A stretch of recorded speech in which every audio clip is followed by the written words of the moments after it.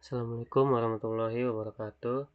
Perkenalkan, nama saya Tamamesa Kautsar dari kelas IF 23B dengan NPM 23312010. Di sini saya akan mempresentasikan tentang materi metode, konstruktor, dan modifier akses.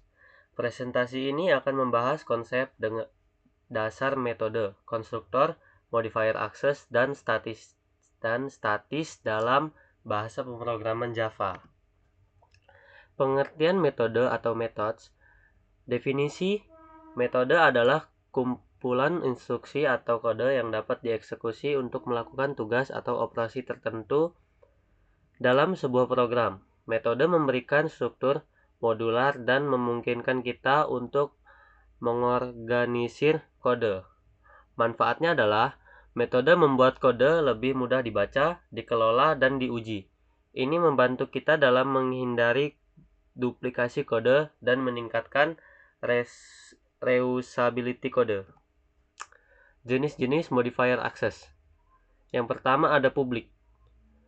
Metode yang dideklarasikan dengan modifier akses publik dapat diakses dari mana saja dalam program, termasuk dari kelas lain. Yang kedua ada private. Metode yang dideklarasikan dengan modifier akses private hanya dapat diakses dari dalam kelas tempat mereka dideklarasikan. Yang ketiga ada protected. Metode yang dideklarasikan dengan modifier akses protected dapat diakses dari dalam kelas tempat mereka dideklarasikan, kelas turunannya, dan kelas dalam package yang sama. Yang keempat ada default. Jika tidak ada modifier akses yang ditentukan, metode dianggap memiliki akses default, yang berarti dapat diakses dari kelas dalam package yang sama. Pengertian konstruktor.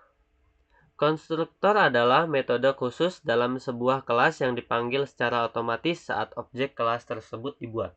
Tujuan konstruktor adalah untuk menginisialisasi properti objek baru. Penggunaan modifier akses pada konstruktor. Yang pertama ada publik. Konstruktor dengan modifier akses publik dapat diakses dari mana saja. Yang kedua ada private. Konstruktor dengan modifier akses private hanya dapat diakses dari dalam kelas tempat mereka dideklarasikan. Yang ketiga ada protected. Konstruktor dengan modifier akses protected dapat diakses dari dalam kelas tempat mereka dideklarasikan dan kelas turunannya. Yang keempat ada default. Konstruktor dengan akses default dapat diakses dari kelas dalam package yang sama. Konsep statis dalam Java. Yang pertama ada statis, yang kedua ada shared, variabel dan metode statis dibagikan di antara semua objek kelas, bukan milik objek individu.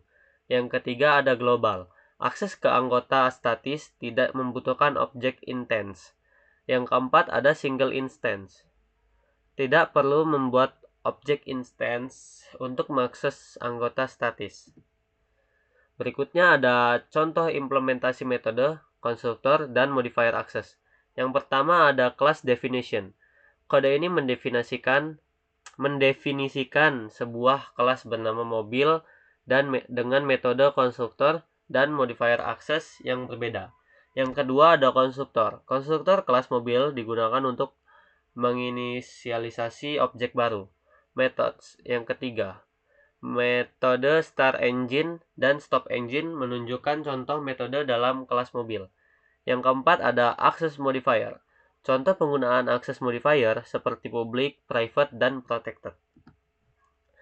Kesimpulan dari materi dan juga referensinya adalah pemahaman tentang metode, konstruktor, modifier access, dan statis sangat penting dalam pengembangan aplikasi Java.